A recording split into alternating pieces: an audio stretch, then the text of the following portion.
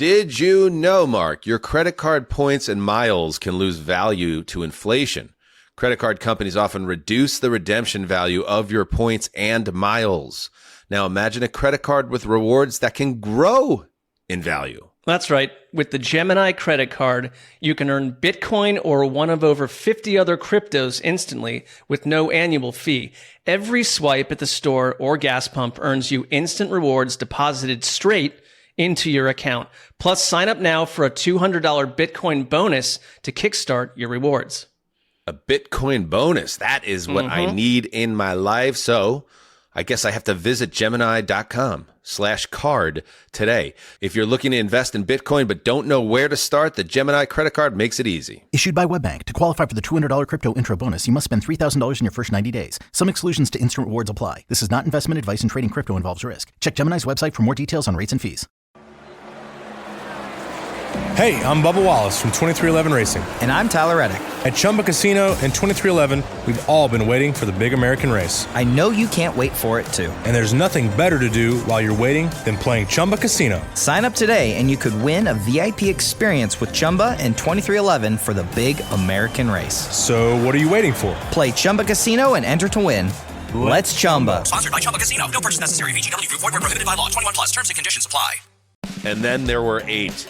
Coming up on the preview show, we break down each of the divisional round matchups. It's the best time of the year, Ceci. Ceci is ready for Saturday and Sunday. Oh, when Ceci's ready, you better be ready. It's time to heed the call.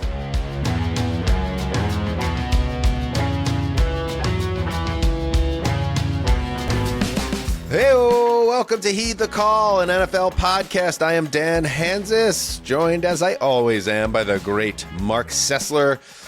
If it's a preview episode, and this certainly is, that means Connor Orr is here, Justin Graver, as always, on the ones and twos.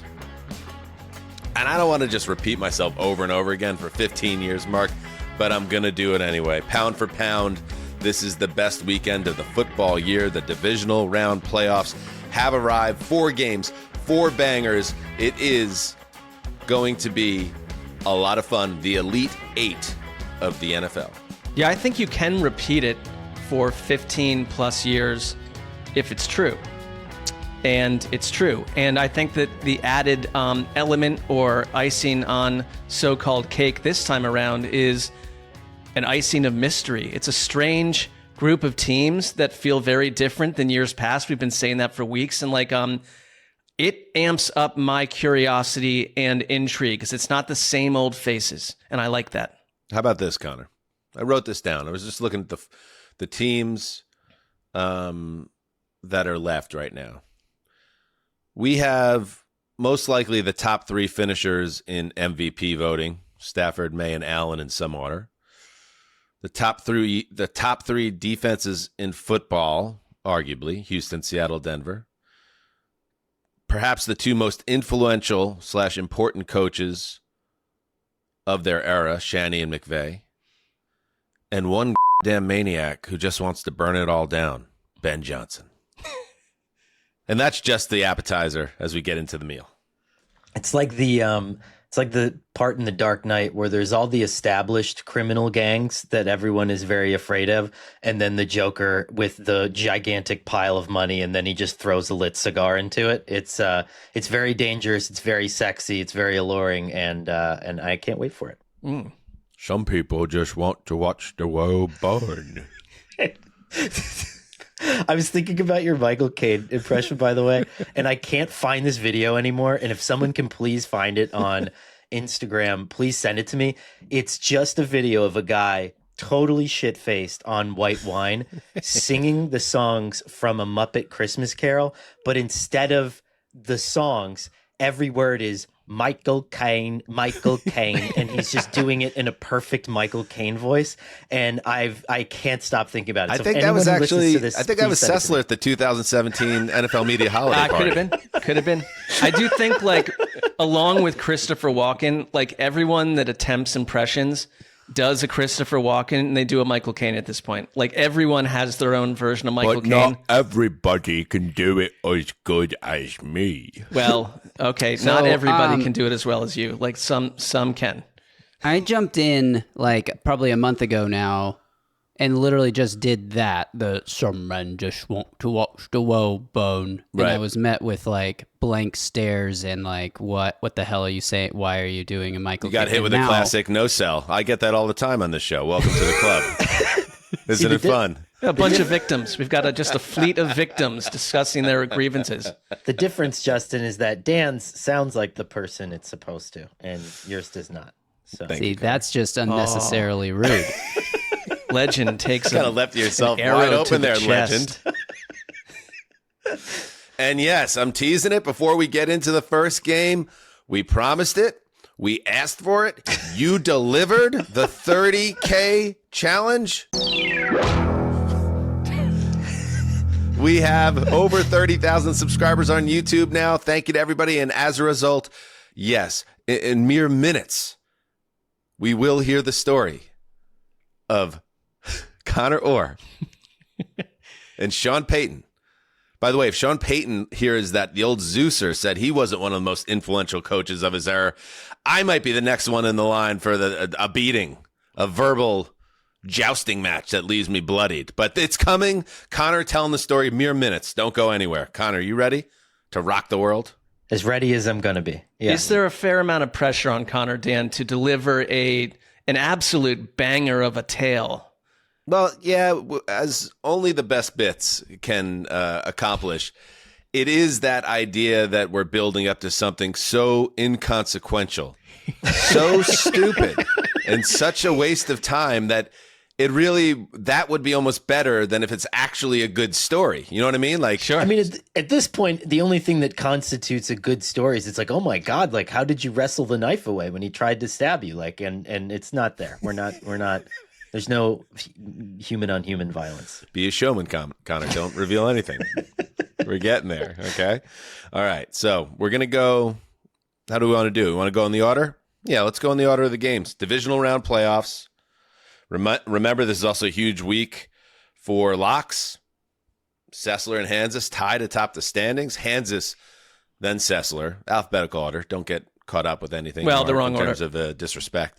But Connor on an epic slide that people are, it's starting to become newsworthy. It's starting to become a potential international story, what's happening here with Connor and Justin. You know, just when you couldn't get any worse a start to a show, Justin, after the Michael Caine takedown. Yes, you're 7-12 and not even worth a conversation in this competition anymore. That's true. Now I do have some maybe potential trick up my sleeve, the ability to double up and put myself at least back in the mix. All right, we'll get to it, but we'll see what happens. Unfortunately for you, your master plan fails to take into account that we can all do that as well. In fact, Mark already has gone back to the future successfully, somewhat miraculously. So Mark, if I like, you also said, Dan, if you miss it, it has the opposite crazy effect. So I'm sort of banking on you and Connor. You said the opposite crazy effect? Well, yeah, ready to get double loss. What does that mean? Double loss. Like, yeah, double loss. Yes. Double loss. We're trying to be communicators. We're broadcasting here, Justin. You're right. Got Walt Whitman over here. It could have the effect of going back in time and changing one of your wins into a loss. And if I can go back in time and turn one of my losses into a win at the same time, it's like, I need a Music City Miracle to come back and win this thing. All right, everyone. We'll see you next week. It's been a great show. Okay, we're going to have to turn off the mic of the producer. All right, let's get into it. So that could happen at any point. Remember, boys, the lock, when you have your team, that's when you bring in the conversation. Let's get into it. Let's start with an AFC banger. The number 6 Bills, the number 6 seed Bills at the top seeded Denver Broncos. Broncos are favored here by 1.5. I feel like this line's been moving. Is that fair to say? I think I've heard that it's been moving a little bit. Maybe that's a different game. It doesn't matter. Nance and Romo, big game for Romo, by the way, who, not just on our show, all over the discourse, got a ton of criticism for his Bills-Jaguars performance. He was on our buddy Shine's show, and he said that he was actually sick the day of the game, but didn't want to miss it. Of course you're not going to miss it. But I guess that a little damage control, a little spin zone, but that's not the point here. The point is the Bills and Broncos are playing, And let's start here, Ceci. The Broncos have earned this right to host this game, to have just 2 home wins away from getting back to the Super Bowl 10 years after Von Miller and company conquered in Super Bowl 50 against the Panthers. But now you have a problem. You have a figure in Josh Allen, who I think is the biggest superstar, with all due respect to everyone else that's still playing in these games. He is the biggest number 1 star left, and that a star of that level in the prime of his career with everything to play for, coming off a big victory where he balled out. I love this idea of Josh Allen in seize the moment mode, heeding the call in Denver with the Broncos looking to turn him back. How fun. I totally agree. We've waited for Buffalo to create this moment where they get out of the AFC, and I kind of love them being road warriors, up against it week after week to get there. If you're Denver, you don't love the fact that you're the number 1 seed and you have Josh Allen rolling into town as your reward for everything that you went through. It is a Bills team, though. I look at the Bills in 2 different ways, because you are so compromised injury-wise. At wide receiver, Tyrell Shavers, Gabe Davis both tear their ACLs. Curtis Samuel is questionable. Dalton Kincaid is banged up. I mean, they're down to almost nothing, except that you're hoping that Brandon Cooks turns the clock back 10 years ago like he did a week ago. To me, I almost feel that none of that matters with the Bills, because it's like they know that they're kind of up against it injury-wise. And Josh Allen's own body has 3 injuries we know of and probably countless other aches and pains going on. And I don't think it matters. They feel kind of just beyond the circumstance to me, that this is the Bills' moment. And it's a tough place to go play in Denver. I think it's underrated for how rowdy and wild that situation is. And I think Sean Payton, with an extra week, that matters. He's one coach where that matters with this team, and he's going to have them ready to play. But the Broncos defense has not been the same defense since their bye. And I do think that this is it for the Bills. This has to happen right now with Josh Allen just going full Superman. That can be tiresome to hear about, but this is that moment for Josh Allen. So I'm looking at the Broncos schedule here, and what really kind of fascinates me about this matchup in particular is that Vance Joseph built a defense to dominate within the division, right? You're always presenting 5 defenders at the line. You have no idea how many of them are going to drop back on any given down. That's really like a Mahomes antidote, right? But where you come into some trouble, and they have good interior, defensive line play, but where you get into trouble is when you face literally the best inside run team in the NFL. So you go back through the Broncos schedule this year, and it's like, when have they really faced? And you had a banged up Chargers team, the Chiefs, the Jaguars, the Packers, I think when they were a little banged up, the Raiders, the Commanders, the Raiders, the Texans, the Cowboys, the Giants.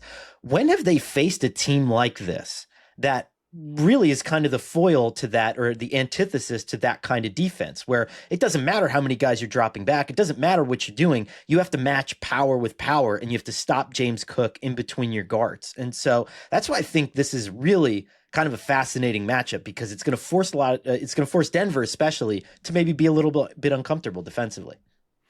Yeah, Denver's defense, while it has the reputation, and I even set it up in the beginning of the show, and that's why I said arguably it's a top 3 defenses by some metrics, including a lot of pop the hood metrics. It's closer to a top 10 defense. I mean, it's one of the better defenses in the league, but it's not at the level of a Houston or Seattle. And I think it can be beaten. And I think there are ways that Denver succeeds. We know their pass rush is ferocious. But you know what Josh Allen is great at, and what he's been killing it all season? His short passing game, getting the ball out quickly.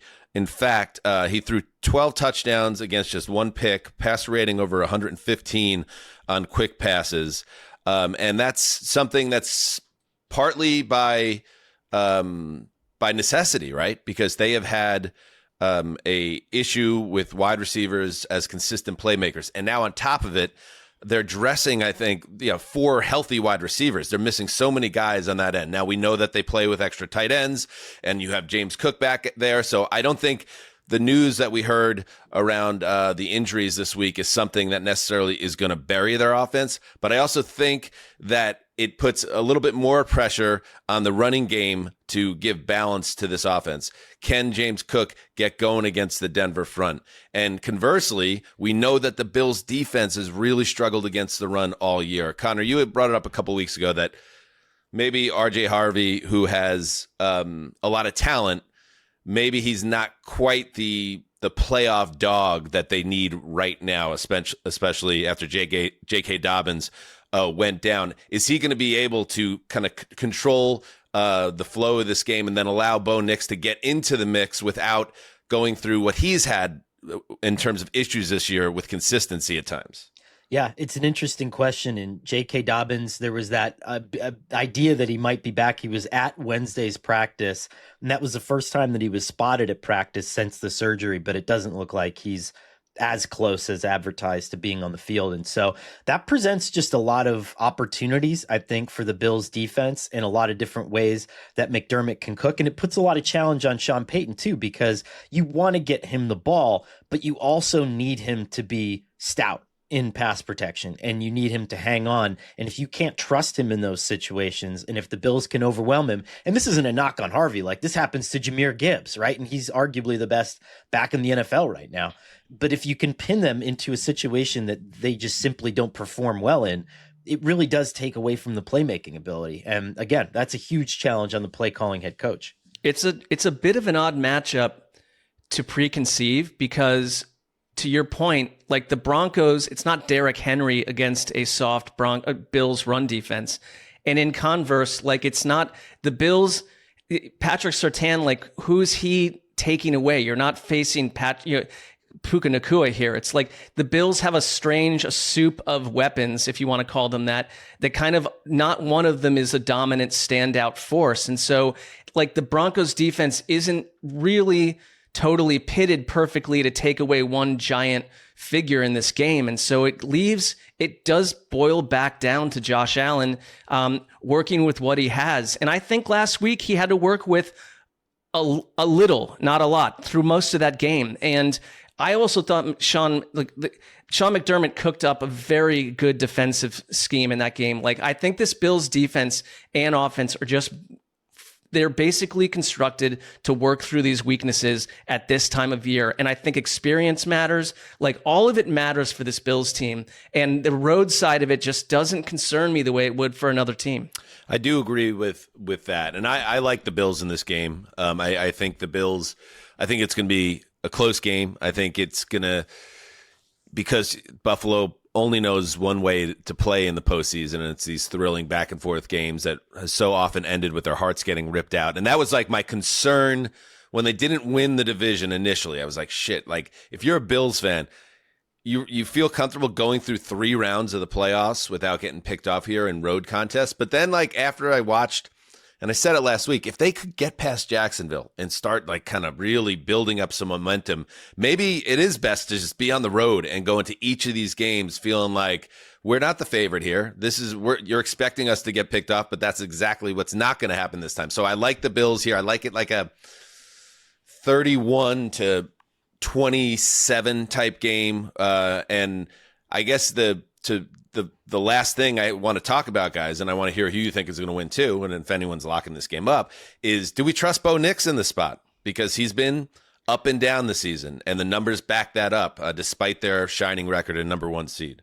I think, like, because I think if you're a Broncos fan, you're listening to this and being like, we're just being dismissed to some degree again, and I don't think we're doing that. Like, I think they're going to battle. Perhaps a little bit. Well, a little bit, because I think I was like, what's the last number 1 seed that people probably dismissed to some degree? And Justin, I'm sorry, but I think it might have been like the 21 Titans would have been a team that people just kind of looked past as the number 1 seed.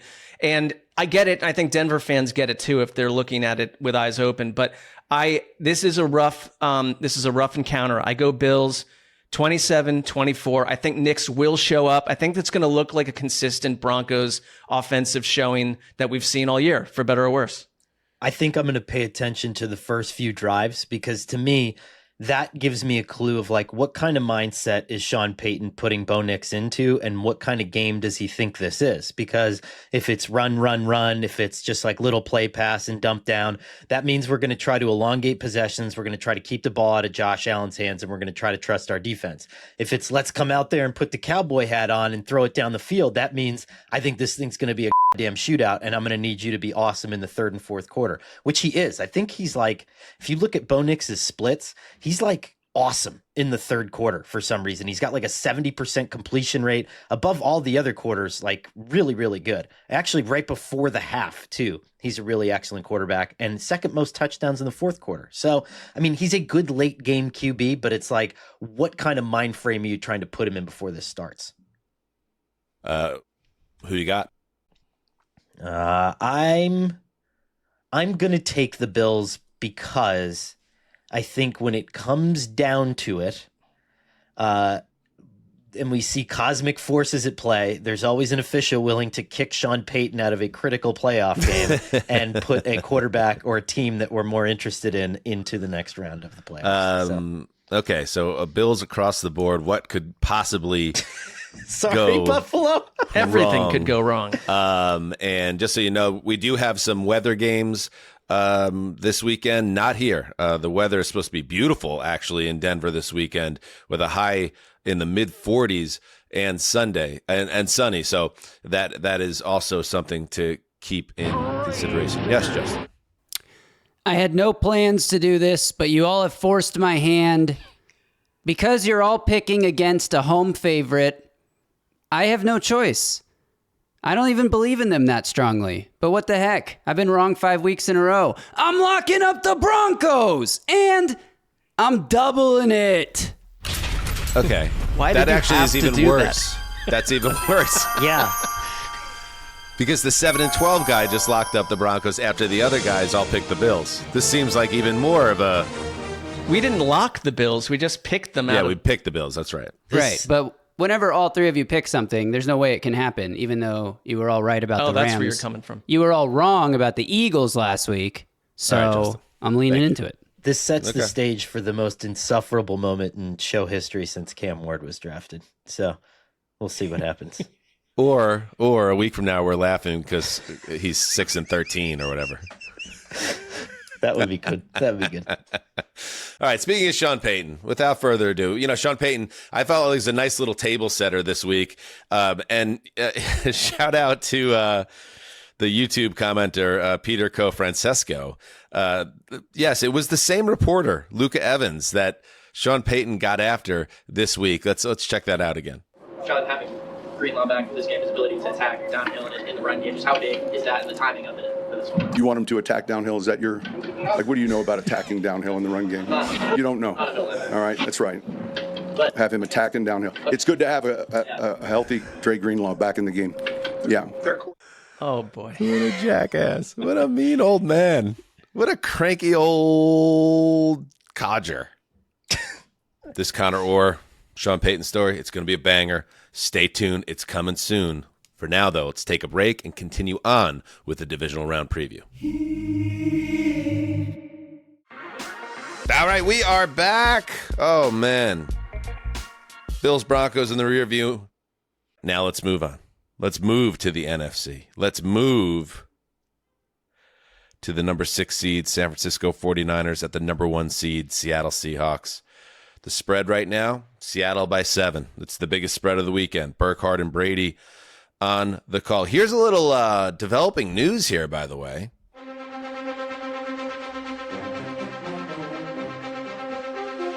And it's a big one. It's huge. In fact, that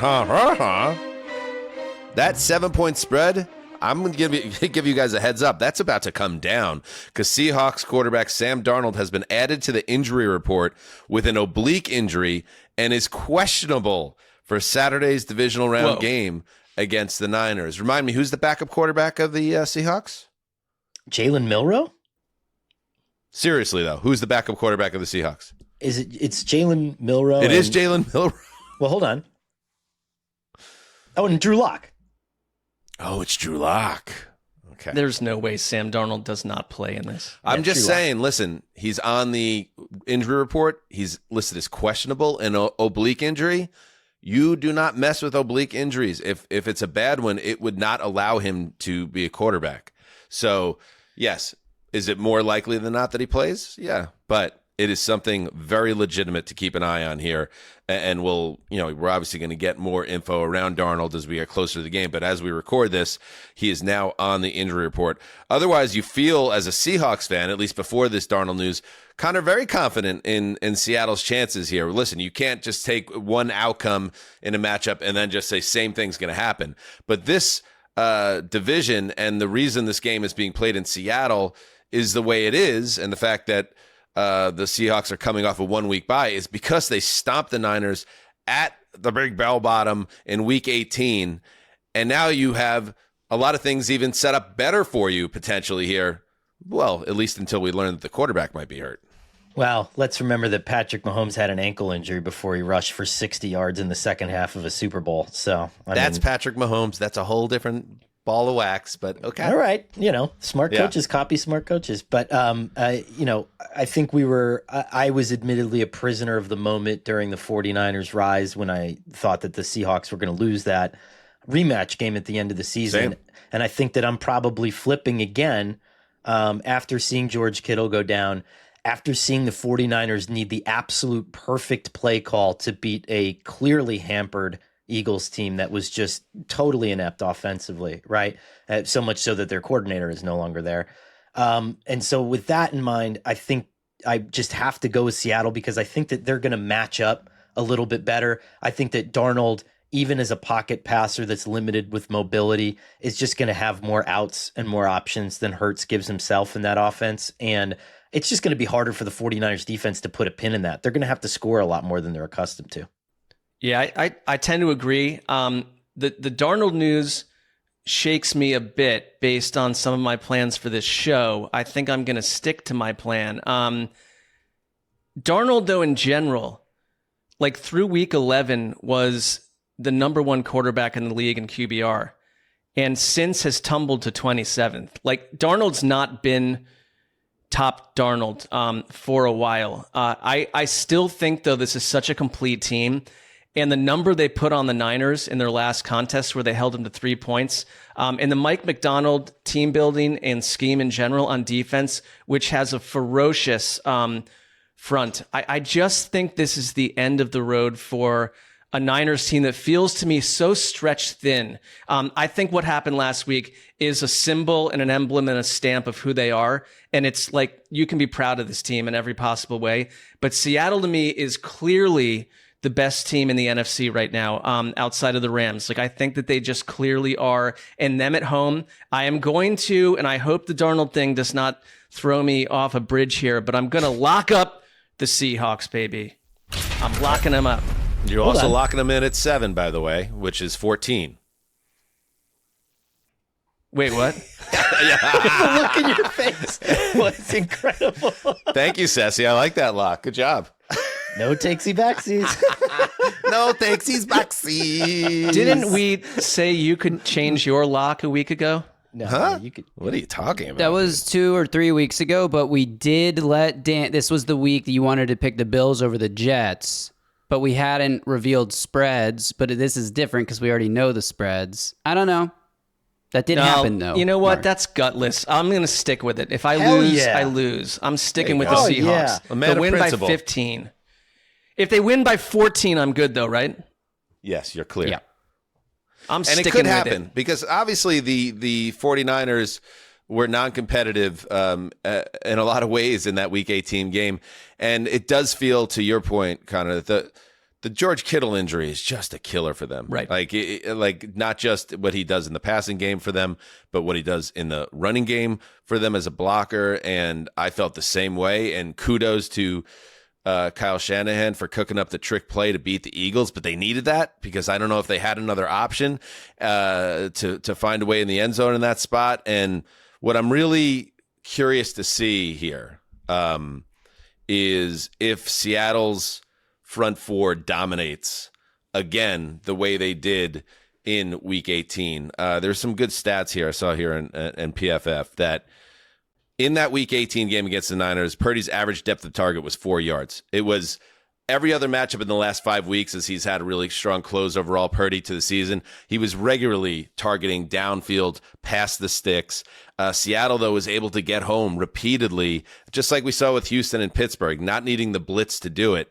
They only rushed more than 5 once in that game, and they still made life terrible for Brock Purdy. So if that holds, then it's like, okay, what about CMC? Can CMC save the day? This is a guy that didn't even average 4 yards a carry on the ground. He got bottled up in Week 18 as well. And now, like I said, you take Kittle out of it. I don't know if San Francisco, and this is crazy to say because they're talking about Kyle Shanahan's Niners, I don't know if they have the firepower to exist in this environment. I also like the Seahawks. I would lock it up if not for the spread situation, but I expect them to run the ball again very well against San Francisco's defense. I think Darnold's going to kind of be in a backseat caretaker role here, Connor, and I think this one goes kind of similar in plot. I like Seattle winning this game, let's say 27-14.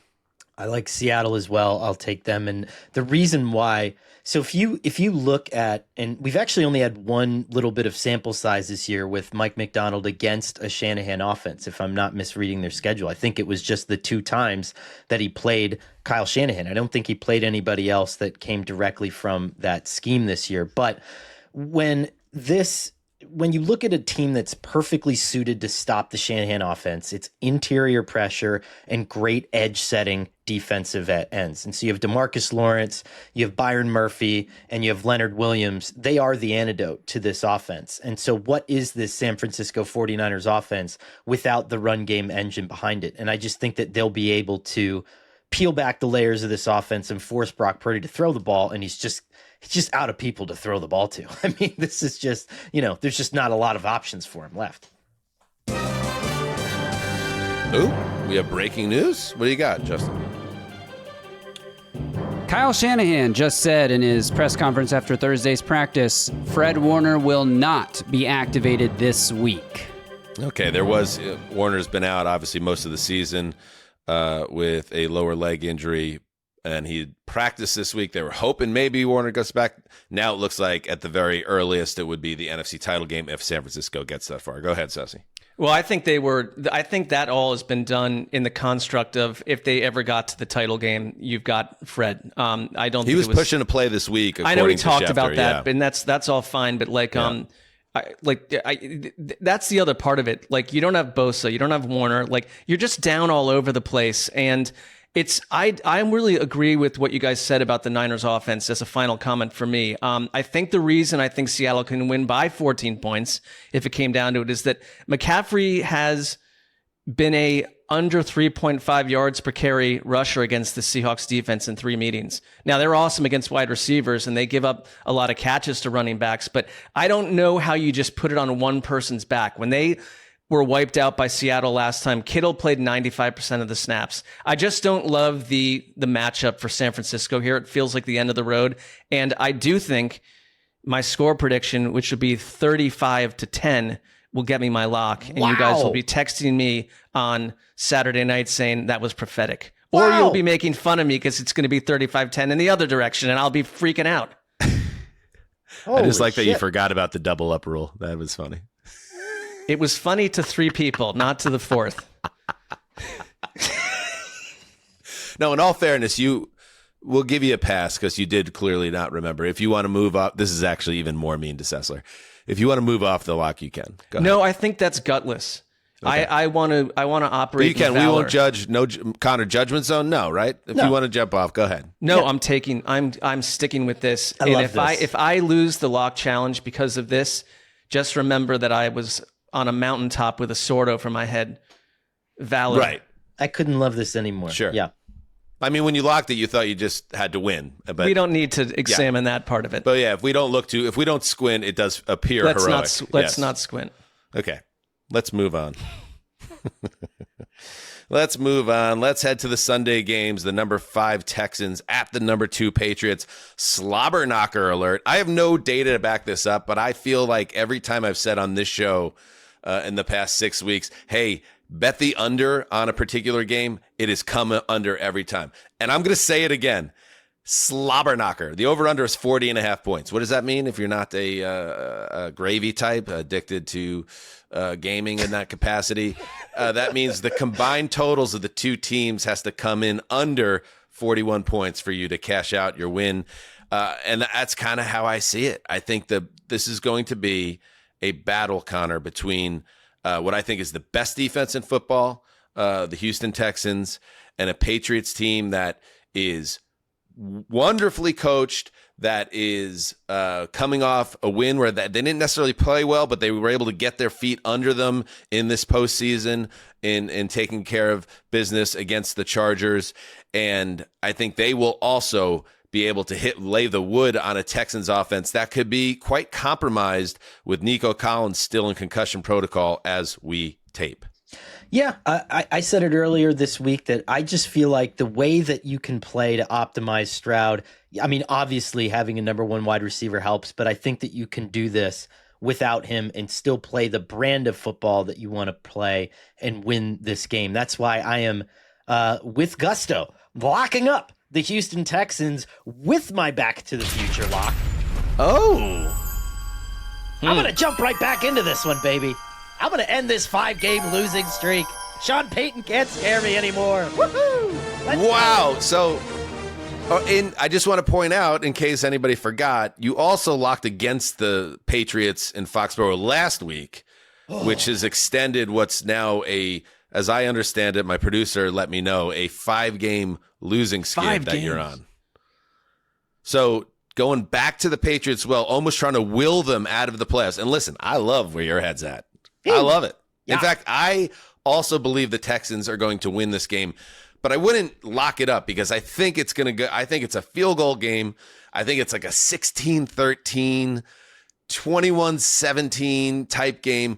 I have to say the biggest thing that spooks me, because I think, again, this is interesting that we have all these really good defenses left in these playoffs. What does it say about where the direction of the league is going and all that fun stuff if you want to go look at it from above the treetops? But, just in this game, I don't think that Drake May, who, by the way, didn't play that well last week. I don't know if anybody was tracking that. He made a couple nice throws, but I don't think he played his best game by any stretch. I don't think he's going to have a lot of success against this Houston defense. And it won't be because I don't think Drake May is a great quarterback. I just think this Houston defense is that good and playing with that much confidence and has their best guys healthy and raring to go. My big concern about your lock here, Connor, is CJ Stroud and what we saw last week, where they almost handed that game to Pittsburgh that had no business being in the playoffs because Stroud was completely out to lunch for the first 2.5 quarters. I don't think you're going to get CJ Stroud doing that again. I mean, wait, 5 fumbles, 2 of them lost in an interception. Well, I don't not necessarily at that level, but I don't know. You take Nico Collins off the field. I know some of their other players stepped up in the passing game, Kirk amongst others, but I just that spooked me a little bit. I think you're much closer with Drake May operating in a confusing environment. I mean, I thought the Chargers gave Drake May a lot of problems last week, and it was concerning to some degree to see Will Campbell, who is a very good rookie tackle, and Jared Wilson on the left side of that line take a lot of heat and cause problems for Drake May. It's just this defense. I think of the 8 teams left, this defense in Houston is the best unit on either side of the ball for any team left in the playoffs. I really do think it is. And I think you need CJ Stroud, Nico Collins or not, to put up about 20 points and you can take care of business here. I really think that this could be the place where the Patriots and a young quarterback have to deal with the most ferocious scenario around in the AFC right now. So I was looking at it, and last week, Drake May was under pressure for about a third of his snaps. I think that you could probably move that up comfortably, like another 10% after. And it's not because that the Texans defense is much better than a Jesse Minter defense. I think it just has more ways to bother you and to get into the backfield than a Jesse Minter defense. So I think it's Drake May, who had like a 58% completion percentage last week. Again, wasn't his best game, missed some throws. And then you ratchet up that pressure another 10%. And you maybe give the Patriots, you ding them a little bit on the luck variance because they were lucky in recovering some of those fumbles and all that stuff last week. I just think that that's what slides the abacus a little bit towards the Texans in my view. Do you slide an abacus to make decisions? What do you use an abacus for? That's a great question. I'm not 2,000 years old, so I'm not sure. But sundial. Yeah, it's possible that you can. Will Anderson and Daniil Hunter combined for 11 pressures and 2 sacks against the Steelers. The Steelers, that was a terrible matchup for Pittsburgh going into the game. You knew it, and you knew Aaron Rodgers was going to be a sitting duck, and that's exactly how to play it out. In fact, we didn't really hit this too much because it was the entirety of the Pittsburgh offense that seemed to be overrun in that game. But Rodgers played one of the worst statistical games by any quarterback in the playoffs ever in that game. And that was not because Aaron Rodgers is now a terrible quarterback. It's just Houston's defense is going to eat alive a quarterback who can't move. Now, Drake May can move. That's the other part of it. Like Drake May, this is going to be a huge, huge challenge for a second-year quarterback. And now we're deep into January, Mark, so we're not going to talk about how he didn't face anybody all season, which he really didn't. But how does he adjust to a ferocious defense, getting after him, giving him confusing looks, being his offensive line getting overrun, which just happens when Houston plays?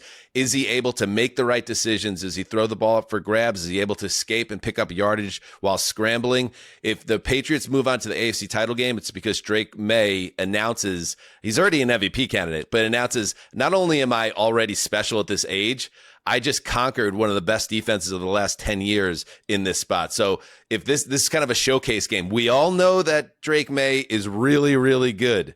Is he already great? That's a nice subplot. Yeah, I don't see it the same way that I look at some of these Josh Allen games. Like, I think this is a Josh McDaniels game in a big way because you're going to have to find a way to cook up, whether it's not a trick play, but do some unexpected Patriots things to generate some positive offense, I think, early to hang around in this. One of the reasons that Rodgers had that night is that this, and Robert Mays put this out on Twitter, that the Texans have not allowed a positive EPA passing game by any quarterback since week 2.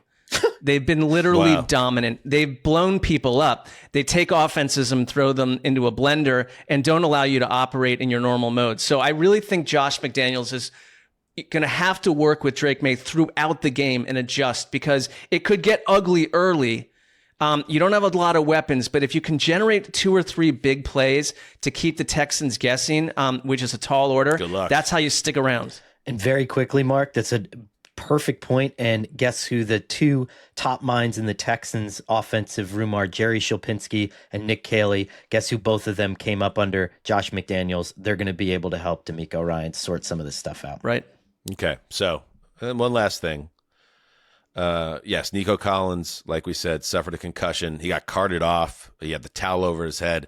He got dinged pretty good in that game that was played on Monday night. I think there's a pretty decent chance we don't see Nico Collins on the field. Christian Gonzalez, the star cornerback of the Patriots, he also suffered a concussion against the Chargers. But the update on him is he practiced and appears to be on track to clear concussion protocol. So Gonzalez likely will be on the field for the Patriots. Collins very much up in the air. And we have one little minor update. We mentioned the Sam Darnold injury. We won't give you 20 updates on it, but he told reporters after practice, "Hi, everybody, it's me, Tom Brokaw. And I'm Michael Caine. Have we met once before?"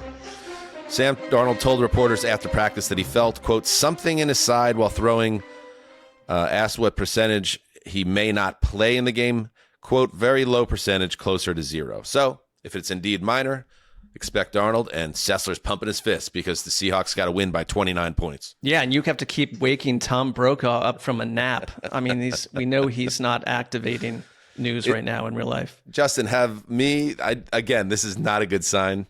or it's a great sign. Have me, Ceci, and the Or Man disagreed on any of the picks so far as we go into the final preview? We are unanimous. Well, you guys are unanimous across the board on all 3 games we've previewed. Let's see if you're all on LA or Chicago. Okay. Without further ado. Yeah, go ahead, Connor. I'm not going to spoil it, but I'm just trying to read those baby blue eyes of yours and just see where you're going and think about what you're doing strategically. And I'm very interested about how the next 5 minutes shape up. That's all. All right. The number 5 Los Angeles Rams at the number 2 Chicago Bears. Rams by 3.5 is the spread right now. Tirico and Collinsworth on the call. I love this totally bizarre, like, you could take your scoregami and stick it where the sun don't shine. I don't care. I don't care. What I do care about is stats like this. I don't care. This will be the 15th playoff game Sean McVay has coached against 15 different teams. Give me that stat. I love Give that me stat. that stat. Give me all that you got about that. How stupid and strange. Stats are for losers. there you go, Sean. This is a weather game. Okay? And let's get into this game by talking about how the Chicago Bears earned the number 2 seed, and it could turn out to be massive because while it's very nice in Denver this weekend, in Chicago, it's going to be freezing cold with a wind chill that could take it, I believe, even into negative digits or single digits. So it's a weather game. How much does that change how you think about this game, Sessler? Obviously, we just assume the Chicago Bears team will be fine. Does it spook you about the Los Angeles Rams football operation? They haven't played a postseason game with freezing temperatures since December 26, 1983, when they faced the Cowboys. Did they win or lose? That will decide my pick. I'll do deeper research on that. But I'll tell you what, like, the first person you look at is the quarterback. And if anything, I know that the Lions played in a dome, but Matthew Stafford has years and years of experience of playing in terrible northern weather. His stats aren't great, though. And I know he has experience, but he is not a great cold weather quarterback. I agree with that. I don't love it. I think in today's modern sports, like, I don't know if it really just simply favors the Bears because they're walking around shoveling their own driveways. Maybe it does, but I kind of love the idea of what the Rams are right now. If you're going to roll out and consistently use like your 13 personnel, which they abandoned early on against Carolina last week, which kind of surprised me, but in a cold weather game, and you've got a bunch of guys up at the line, you're going 13 personnel, and you're facing a Bears team. I think this injury matters. TJ Edwards lost last week, out of the lineup. They're a little weak inside. Like, you can do what you want, and I do think that the Rams are not compromised in this game because of weather. I know everyone's talking about it. It's a weird factor. It probably mutes both offenses to some degree, but if anything, it also affects the Bears. Weather is going to affect both teams' schemes equally to some degree. I don't understand why weather is going to affect literally the 2 best rushing teams in terms of success rate over the last decade. They're 1 and 2. It's the 2025 Rams and the 2018 Rams, and like everybody else, like way beneath that. But the other thing that I keep going back to and thinking of, and yes, it's probably a hard take to kind of pass through the meat grinder here, but as confident as Matt Stafford was in that final drive against Carolina, and as bad as we saw the Rams play down that final stretch, is there a sense that, like, they're pocketing some of the good stuff, like some of the really, really good stuff, the next evolution of what they have, because they understand what it's like to be in the playoffs and to need that other gear. And I remember covering that Super Bowl between the Bengals and the Rams and talking to people around that Rams coaching staff and them saying, just wait until you see Odell Beckham in this game. And Odell was having a huge game before he blew out his ACL. And I always think that Sean has another card in his back pocket to play. He's like a magician. Like, there's something hidden there. And I'm wondering if we see that against Chicago. Yeah, that's what I was kind of getting at with this just assumption, the LA team is going to have trouble here. It's like, no, like Ben Johnson and Caleb Williams could also struggle in this situation. Right. Or Caleb Williams went to USC. Right. Or both sides will be slinging it and they'll be successful. But We'll see. I just think like the way I come down on this game is, and the Bears and Bears fans will love this because this has just been kind of the story of their season, is that, well, you're dismissing us. Meanwhile, we keep on ripping hearts out and celebrating like maniacs. And maybe that's how this is going to end out. Maybe this is just Chicago's year and it's one of those like fairy tale type seasons and they're going to be playing in the Super Bowl. But I look at what's going on here and I look at our competition and I think to myself, you know what? Nice job by Sussy last week, because if you're going to hit the Back to the Future, hop in the DeLorean, you might as well do it when you really feel like you have a true advantage. It's only going to get tougher to pick these games, okay? And I'd rather know where I am with this. If I do this, I'd rather know where I stand going into Championship Sunday next week. So with that said, let me dumb this down. Give me the best team on the field, which I believe is the Los Angeles Rams. Give me Sean McVay figuring out how to navigate a game like this, and give me Matthew Stafford doing what other quarterbacks have not been able to do against the Bears, close out football games, including this Los Angeles Rams defense and this pass rush, closing out football games. I think they will advance. I'm locking it up, and I'm taking the DeLorean and going to put myself in the driver's seat in this competition. That's spicy. Golly. Leaves Connor in a Connor, you're in a little bit of a bind here now. What are you thinking? So, in lieu of like just worrying and panicking about this and thinking about the worst case scenario, I'm just going to mention this interesting little nugget that I just dug up here. Harrison Mevis, the thicker kicker of the Rams, has missed one field goal this year. In what conditions, Dan? Outdoors and at night. So, but just one. If you would have said he missed 7, I'd be like, oh, wait a second. Just saying. I mean, this game, if it's going to be that close, it's going to come down to kickers. I feel like you've been body shaming Mevis a little bit because about a month or so ago, you had predicted that he would crumble in a big spot. No, that was the Saints kicker. That was the Saints kicker. It wasn't Mevis? No, because remember the Saints kicker, there was like everyone jumping into I think Justin will have the galley on this. Yes. I can clear this up. There was a situation where Connor predicted a meltdown for Charlie Smith because everyone was on him celebrating. It was so much. very kind of anti-Irish take or Scottish. Too many people are having fun. Yeah. There was a second take that Connor made where he needed the Rams, I believe, to win by 10, I believe, in a double-up lock situation, and he went on to say, I'm going to need the thicker kicker to hit a field goal for me, and he's just going to have a meltdown. But I think that's what I remember. Okay. Might have been over text only. I don't remember. All right, thank you. We've got C-3PO over here. How do you even remember all that? Unfortunately, I'm more like Rain Man than C-3PO, just in like my personal... You are listening to these conversations like 3 extra times than we are. That's true. Yes. So anyway, as you were saying, Connor. These games always come down to kickers, and we saw in the last game at Acrisure. That's the Steelers stadium now, right? Acrisure? Something like that. Acrisure? The second to last game, I guess, at Acrisure. That bad conditions, bad weather, it chunks up the turf, and a lot of teams don't have the right ground to practice on. And so, again, I'm just throwing it out there. Something to What's think your about. pick? I'm taking the Rams. I agree with you. I mean, I'm not going to bet against Sean McVay in this situation, especially after Ben Johnson just played Matt LaFleur. And Matt LaFleur downloaded everything from that week, and then he's going to call his best friend and tell him what's going on. I think Justin might even have some sound related to that. Being in Green Bay, and Mike being on your staff, yeah. Matt, he's played Ben Johnson 3 times. What a sellback. Yeah. What would you guess? No, you know what? We watch the tape, we do our work, and Matt is a very close friend of mine.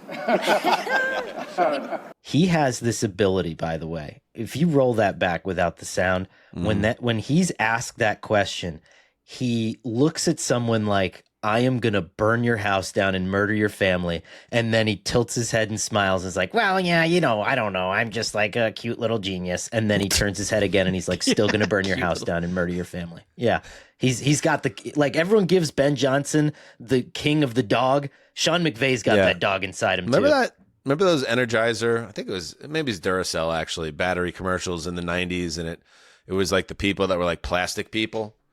and they were just like walking around and kind of. I think he's turning into almost like a Ken doll type. Like just his appearance is just so like it's just so clean that it almost doesn't appear human. There's something almost AI generated about 2026 Sean McVay. Like there's not anything out of place. Well, he's extremely rich LA. He's got like a model wife. There could be a lot of factors contributing to his. He's going through sort of a Brady. I saw a thing yesterday to back our research, Dan, of Brady from like 20 years ago to like 2 months ago. And it was like, these are not the same human beings. This person literally has a different skeletal structure in his face now. So this game kicks off at, let's see. 6:10? 6:30 in, or what would it be, 7:30 in Chicago? Or 5:30 in Chicago? And it is going to be at night, 2 degrees, winds blowing at over 20 miles per hour. It's not going to be great for the Bears kicker either, by the way. Cloudy skies, partly cloudy overnight, low of 2 degrees, winds, like I said, gusts can go over 40 miles per hour. It's going to be a game that probably does win on the ground. And it's like, what ground game do you like better? It's a great matchup. It's a fun matchup.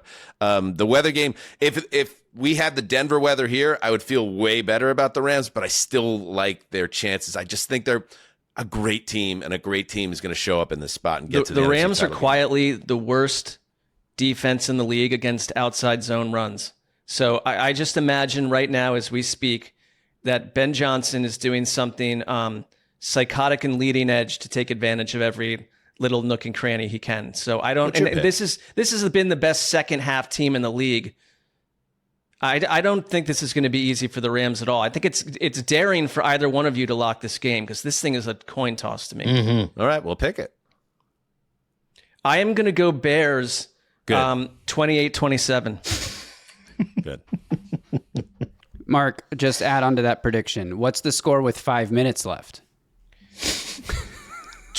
Rams 21-27 or 27-21 Rams. They will lose by a touchdown at the end. Nice. In the final seconds. And you know who I'm picking to do that? Colston Loveland. Oh, you love that guy. Chicago loves him. He's a force. We're landing with Loveland again. Another segment ends with a Loveland love letter from Sessler. Okay, cool. By the way, you see the heat between Lil Wayne and Caleb Williams?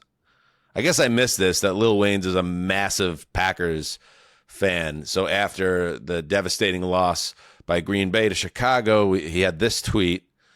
We just lost a playoff game to a guy with purple nails. We fucking suck. Bare ass. We don't deserve to be in the playoffs straight like that. Purple nails, okay? And then that got back to Caleb Williams. Caleb Williams had this to say. Or did it get back to Caleb Williams? It went to Lil Wayne tweeted again first. I think Lil Wayne. Caleb posted an Instagram reel with a Lil Wayne song.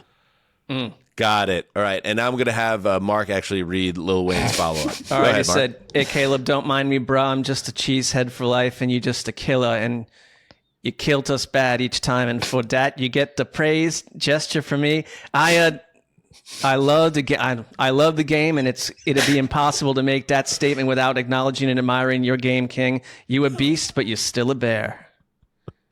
What? How come? I think I did pretty well on that, considering some of the grammatical adventures he went down. Done it even better? Colston Loveland. Yeah, no doubt. No doubt. How does Lil Wayne... Caleb says, "Wheeze, it's all love. Bear down, though." It's like a love letter back and forth. All right, let's take a break, and we'll continue to move through divisional round weekend.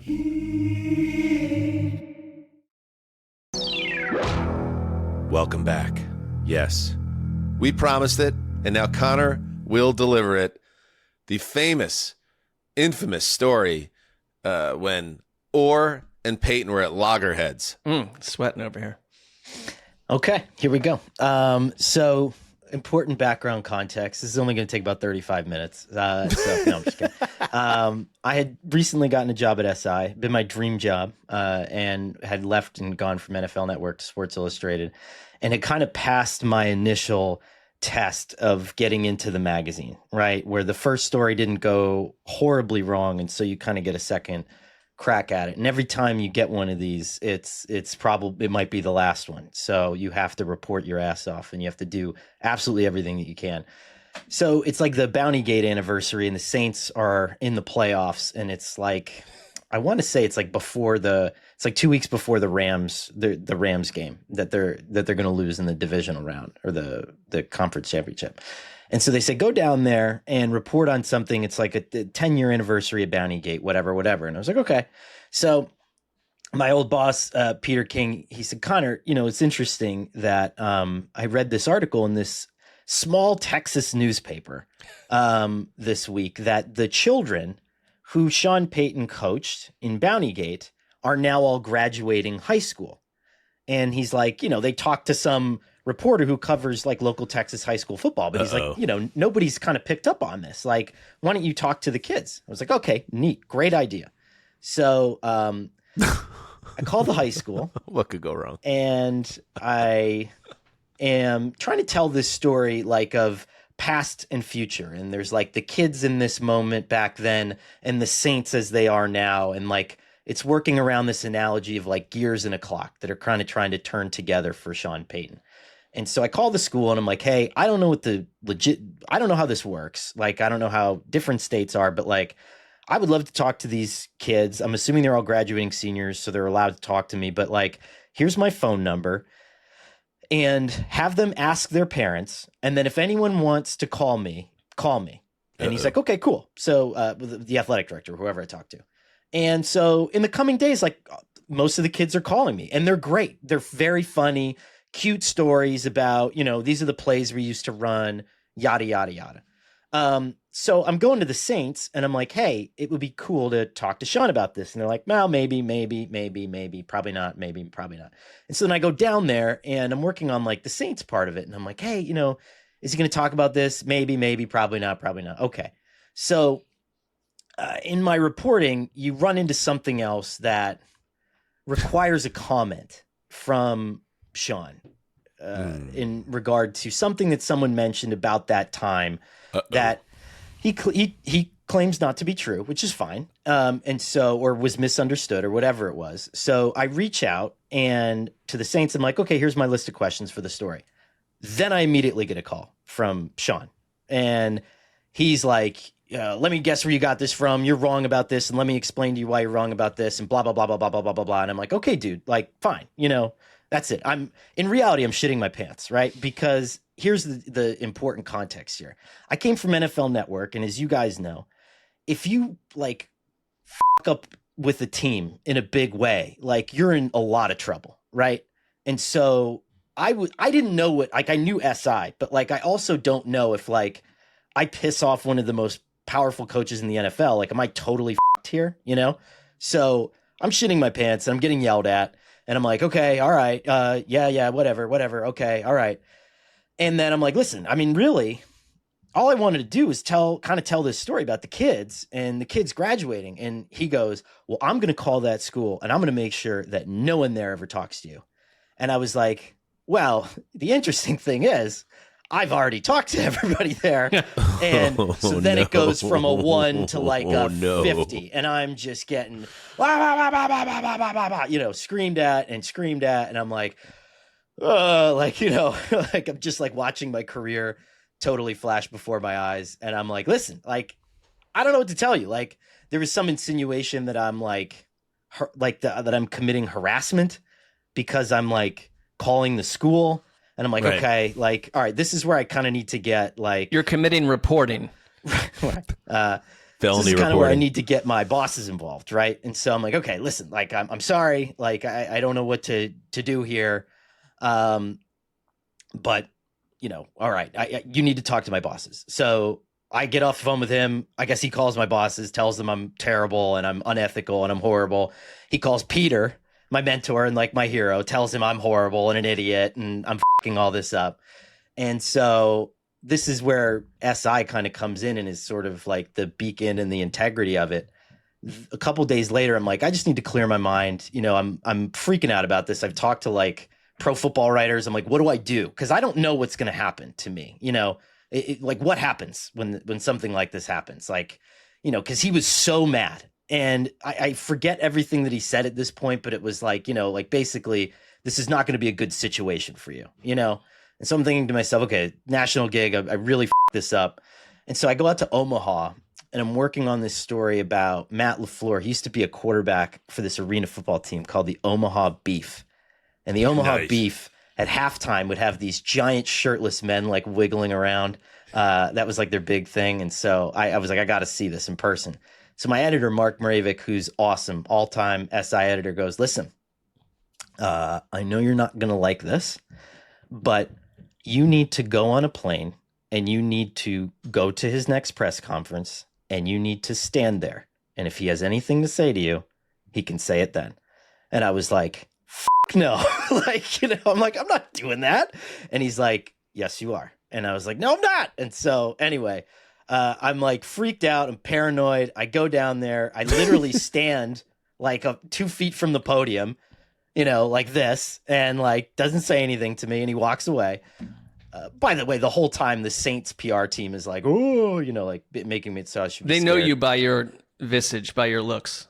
I don't know. I mean, I don't know what's going to happen. Like, and when I say that, like the Saints PR team was like acting like I committed this fatal error, like I had done this horrible thing. And I'm now convinced that I've done this horrible thing. So I go to the open locker room period and I stand in the little hallway or right at the edge of the locker room where like coaches pass through. He doesn't say anything. And so I believe it to be over. And it is pretty much. So then the funny coda to this is that like my family, I've been talking to them all week. I'm like, Mom, Dad, I think I'm going to get fired. Like, I'm like just wrecked. Like I was like, what if I have to get a lawyer? Like, because again, you mentioned harassment. So I'm like, what if I have to get an attorney? Like, is someone going to pay for that?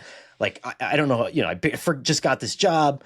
And then hang on 1 second. If you're just joining us, Connor is telling the story that we've been waiting for. Sean Payton is angry at Connor Orr. Back to you, Connor.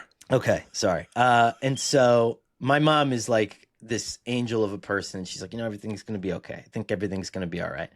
And I was like, okay. And so I go then, because I'm down there, I have to stand in front of him. And so now that I'm down there, I stay for the NFC Championship game.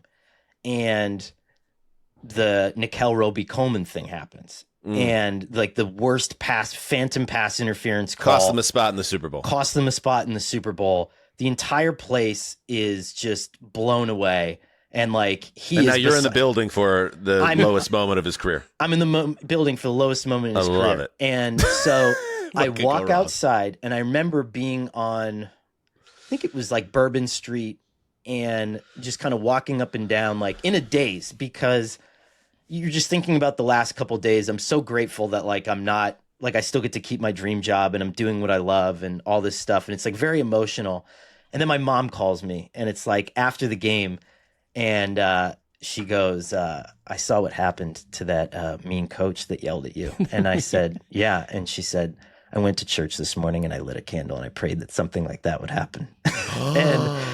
And it still like gives me like, chills and like gets me like emotional when she says something like that. And I was just like, yeah, and so I'm probably not telling the meat of it as well as it could. I actually just texted my editors, and if they text me back, I'm going to say, what do you remember about Sean calling you and yelling at you on my behalf? Because it was such a blur, but like on the phone, it was like, just how I'm fucking blowing my career and like, all this shit. And and so it was this crazy experience. And so after that, like, I was kind of like, I don't have to root for that guy.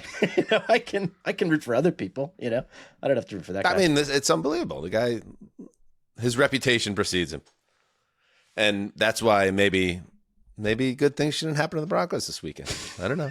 I mean, they are the team of HTC. Let's not forget that. All right, so where are we at? Let's check out the locks here. This is important. It's winning time in the lock competition. Oh, baby. Gravy locks up the Broncos at home against the Bills. Sessy. And Gravy goes back to the future on that one. Sessy locks up the Seahawks, another home team, And then me and Connor both pick road dogs. Connor's got the Texans knocking off the Patriots, despite being a 3-point underdog. And yes, Zuzzer's got the Rams ending this fairy tale Bears season. The Rams are favored by 3.5, by the way. And yes, Ceci, because it's over 5 points that spread, he needs to double the 7-point favor. So the Seahawks must win by 17. And technically for the listener, but also because I've never been put into this trap, it stays at 7 even if Sam Darnold were kidnapped and it went down to 2. That's it. This is where it was, okay. And that's how it works. Okay, good stuff. This is going to be a fun weekend, boys. Gotta love it. Gotta love the playoffs, and especially this postseason, what's been a strange season. That's the only thing I know. The chances that the fact that we took road teams, Connor, like, I don't feel like this weekend's going to go chalk. I don't feel that way. I feel like we're going to have some teams that are going to go into other buildings and send fans home in a total deep depression, and we'll see how it goes. I think, too, that what we're doing is we're correcting past mistakes subconsciously. And I'm not saying that this is something that we're constantly the victims of, but we've been swept up, right? And we've been swept up a few times this year. And a lot of this is anti-sweep up, because right now we're hearing about all the Patriots and the Magic and the Drake May and all that stuff. And I'm like, no. And just like you, it's like Ben Johnson and the maniacal genius and Chicago in the winter. And Dan's like, F that. And so I think that's great. Well, I think you're both going to get bit in the behind. Just to add a little postscript to the Sean Payton thing, by the way, because I did just get a text back from my editor. Yes, let's get that postscript. Here we are. Yeah. I just texted him and I said, hey, what do you remember about Sean Payton screaming at me and then me telling him to call you? And then he said, Sean Payton, my buddy, we must have talked for at least 30 minutes, maybe 45 minutes. This was shortly after you called me, sounding a bit shaken because it had gotten personal with you, if I remember correctly. And then he just goes on to say in great detail, by the way, which is perfect for an editor in that point, that he had taken objection with me saying that I was exploiting kids and that... As you're wont to do. That the magazine backed me, and that he said that, I didn't have any integrity, and that he said it went around and around, and then the conversation was brought to an end with a modicum of respect. So there you go. It's a good editor. It's a good editor. Great editor. Job. Yep. Great job by you, Connor, standing up for what you believed in journalistically and taking down a bully on some level. You know what I mean? He's still bullying. Still operating in that schoolyard. Took me about almost a decade to not be afraid of it anymore. But, just do it on your own time, everybody. We got Sirianni out last week. Is Peyton going out this week? Is it, we're going to find out. Tune in on Sunday night. We're going to have the recap of all of these games for you. Also, head over to the Patreon, where we have the Friday Fun Show back in its glorious outside the regular season form. So make sure you sign up for patreon.com/heedthecall. You like that merch? Haven't gotten it yet? Man, we're almost sold out of the first run entirely. We got an email today, Ceci. So head to heedthecallpod.com if you want exclusive merch. Ceci, you got something to add before we sign off? We got people grinding to create new merch for us, and we are headed into the great weekend of weekends, and we'll see you soon. Justin, do you have something to add? Yes, you said heedthecallpod.com. That's actually incorrect. It's heedthecallpodcast.com. Oh, that seems important. Yeah. Thank you, Justin. Well, let's see what's happening over at that other site. All right, everybody, have a great and safe weekend. Yes, we know John Harbaugh and the Giants is a done deal. Read Connor Orr's brilliant write-up of the restaurant where the deal got done over on SI.com, and we'll talk about all the coaching stuff next week. Until then, until Sunday night, do what you must. Heed the call.